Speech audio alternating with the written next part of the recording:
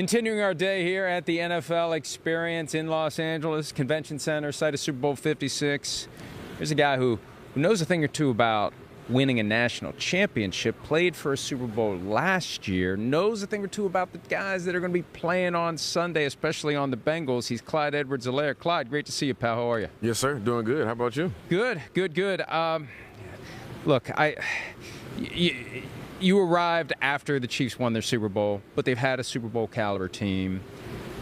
Last year you guys got there. This year, one game short. What's just the vibe around the players? Is it time to reset to 0-0 and move in the right direction?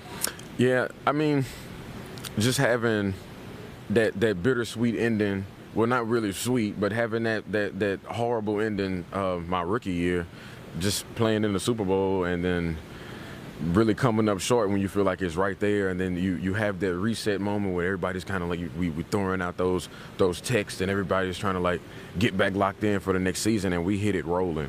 And then when you feel like this was the year to do it, and everybody felt like this was the year to do it, rough start at the beginning, but as time went on, we became the team that we thought that we were going to be year two, and then just having a way that this year ended. We knew it was going to be a lot of things, just dealing with the offseason and figuring out just how things are going to work out as far as the NFL. We know the trade block and everything else is coming up.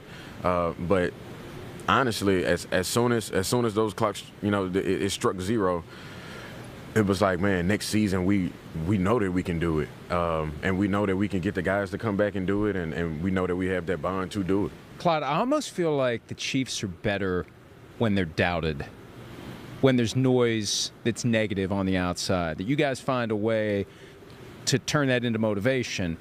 And it's easy to do that when you're doubted. It's harder to find the motivation when everyone's saying, oh, the Chiefs are great, the Chiefs are great. Do you prefer that vibe that people are counting you out like you had kind of halfway through the season? I would say mostly through my career, I felt like that's kind of been the vibe throughout the time that I've been playing. And just going into my rookie year, that entire year, it just felt like we were on a pedestal that entire time. But the intensity and everything that we did week in and week out never slowed down. And the way Coach Reed runs his practices, it never felt like we were at the top of the food chain and nobody else was going to mess with us. It always felt like we were going to chase something else that was greater. And honestly, it was the Super Bowl, and trying to conquer that was like the main goal. So having that focus kind of kept us pushing throughout that entire time. You've been part of the team for 2 years now. You've worked with Eric Bieniemy, the offensive coordinator. What's the sense that you have or your teammates have as to why he's yet to get his opportunity to be a head coach somewhere else? Man, not being able, we can't sit in those meetings and really understand what goes on in coaches' interviews, but I mean, it's just one of those things with jobs. I mean, it's so many spots, so many open and available, entries, but it's so many guys and so many willing and honestly valid candidates that can fill those spots. So, I mean, it's not my position to make the hire and fires, but as far as me being coached by EB, I mean, I honestly, me selfishly, would you like he's there? would hate to see him leave. It's just him being from New Orleans and just kind of just having that homegrown feeling. It's just when I came in the building and the way that he teaches me and the things that we talk about, he just kind of gets me over that hump each week. So you've got that Louisiana vibe. You won that championship with LSU, and you know a thing or two about Joe Burrow, Jamar Chase. Came out here the other day so you could see him a little bit. What was the vibe that you got from your guys from LSU who are on the Bengals now? Initially, it was just getting a genuine hug, not being able to see those guys. And as soon as I saw Joe, he was like, man, my first time seeing you since we left, like in person.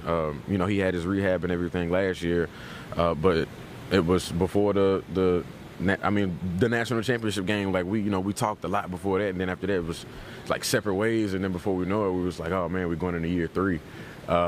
And the time was just flowing. But as soon as we got down, wanted to get with them early, and it's casual Joe, casual Jamar, just locked in. Same as always.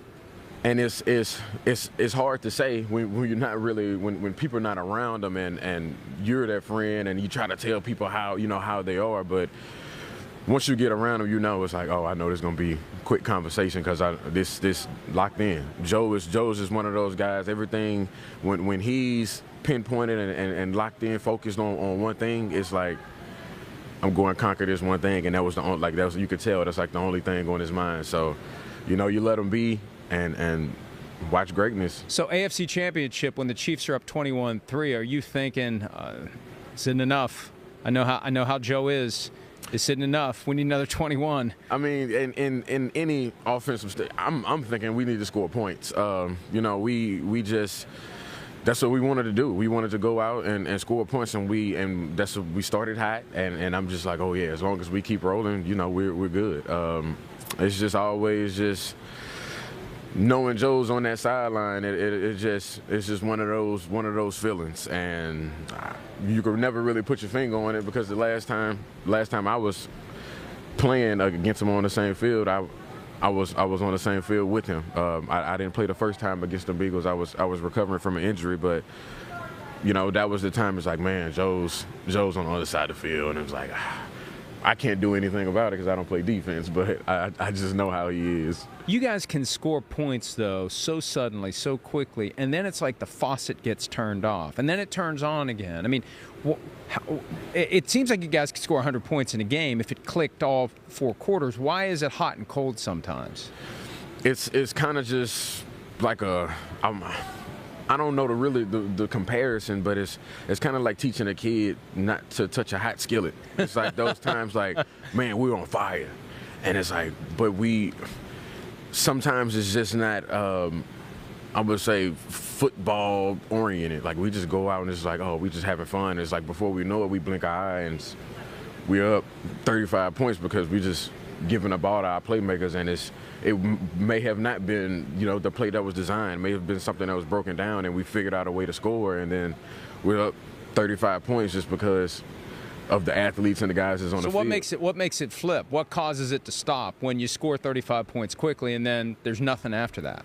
Honestly, I would probably say momentum. The times that we go out and we score, and then it's so quick and it's happening so fast, and we want to go back out and score, and then we sit down for 10 minutes because another offense they're trying to put a drive together, and the other coach is thinking, we need to slow down this offense and get them off the field. And if we're able to get them off the field, then they will slow down and become, I guess, unsynced up. And I don't want to say it works because sometimes we come out and it's just like nothing. Like we go back out and we're still scoring points. It's just one of those things we're just trying to figure out and get over. Before I let you run, tell me what you have going on with Sleep Number. So Sleep Number is helping me with my foundation. My little sister, she was born with MS, so she deals with muscular dystrophy, and my foundation is making muscles for Maddie. So just honestly, Sleep Number has been helping me in this process and getting everything started with making muscles for Maddie, and just my sleep process and sleep recovery and everything that's been helping me with football and I mean, I can go on and on about it, but Sleep Number honestly has been helping me with my recovery. Sleep Number has been helping me with my day-to-day just mental processing. Honestly, man, I could go. I could go on and on about it. How much sleep do you get in the season? How much do you try to get a day? So based on my Sleep Number IQ app, I try to get at least 8 to 9 hours of sleep. And just being able to have the Smart 360 bed, it gives me the ability to lean the bed up, adjust it, and then I had multiple injuries this year. Sadly, I had the knee injury, and then I had the upper body injury. So being able to elevate the lower part of the bed and flush out my legs early on in the season when I had the MCL injury, and then later on in the season when I had the upper body injury, I was able to lean up the back end of the bed and flush up the top. So honestly, just taking full advantage of the technology there in the bed has been giving me back on the field and back out on the field with my brother. So I know you got OBJ on the Rams, LSU guy, but you got your teammates on the Bengals and Jamar and Joe. Where's your lean on Sunday? Who are you rooting for? You want Joe to get it done? I'm really on that fine line.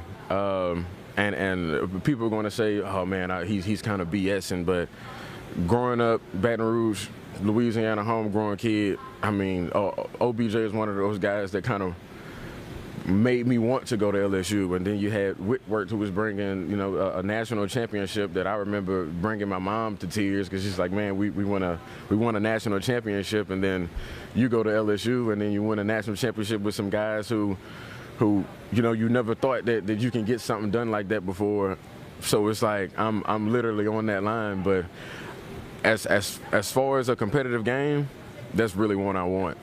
I know how Joe and those guys love the game. I know how Andrew and OBJ is all about the competitive nature of football. So as long as we get a competitive game, I know everybody's be happy on the back end. Did you get some of the fake money that OBJ was passing out after the national championship? That's no comment. NIL, it's NIL now. It's okay. It's NIL. Man, we were like 3 years removed from that. Statute of limitations is run, but it wasn't real money.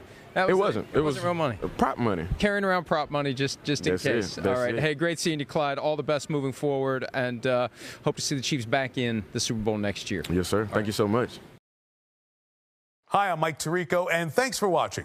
Make sure to hit subscribe for the latest news and highlights from NBC Sports.